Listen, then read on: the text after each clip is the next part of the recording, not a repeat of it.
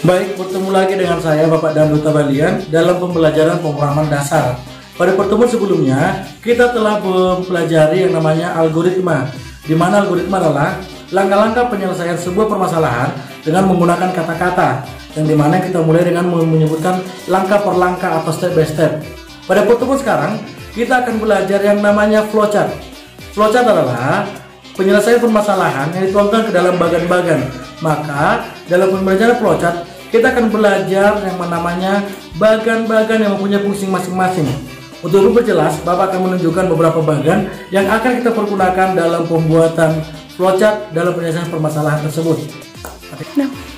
Dalam sebuah permasalahan nantinya kita bisa menuangkan ke dalam algoritma, tetapi kalau anak didik sekalian langsung bisa mengerti akan alur permasalahannya, maka anak didik kami bisa menuangkannya ke dalam flowchart. Yang tentunya dalam menyelesaikan masalah tersebut, pergunakanlah simbol-simbol yang sudah ditentukan sebelumnya. Maka dalam sebuah flowchart ada banyak simbol yang harus kita ketahui. Maka untuk pertemuan ini Bapak akan tunjukkan bagaimana bentuk flowchart tersebut dan apa fungsinya dan bagaimana menggunakannya. Nantinya Bapak harapkan anak didik sekalian bisa menerapkannya dan bisa memahaminya lebih bagus sehingga gampang untuk menuangkan ke dalam program. Perlu kita ingat, ketika seorang programmer telah mengerti akan algoritma, mengerti dengan flowchart, maka akan gampang membuat ke dalam pemrogramannya.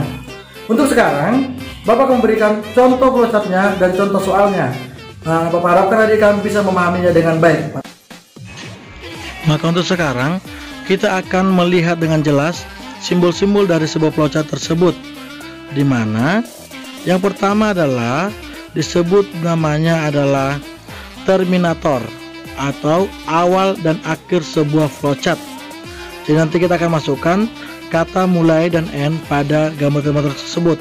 Yang kedua adalah simbol preparation atau pemberian nilai awal atau inisialisasi variabel, tetapi ini jarang kita pergunakan nantinya kalau kita melakukan inputan dari awal. Sementara simbol ketiga adalah disebut dengan namanya adalah input dan output atau data. Jadi pada simbol ini kita akan melakukan penginputan dan output hasil dari perhitungan data kita tersebut. Sementara untuk simbol selanjutnya adalah simbol proses. Simbol proses atau processing. Disinilah kita tempat untuk meletakkan perhitungan kita nantinya. Dari setiap rumus akan kita masukkan ke dalam simbol proses ini. Selanjutnya adalah simbol decision. Simbol decision adalah simbol untuk melakukan pemilihan atau jika atau pengambilan keputusan dengan jawabannya ya dan tidak. Sementara untuk memperjelas arah atau kemana arah perjalanan dari flowchart kita, maka kita pergunakan arrows atau arah aliran dari flowchart kita tersebut. Untuk berikutnya, sekarang kita akan mencoba membuat sebuah contoh flowchart dengan contoh nyata, yaitu menghitung luas atau lebar dari lapangan basket, di mana dari semua perhitungannya kita harus menempatkannya ke dalam penggunaan dalam algoritma.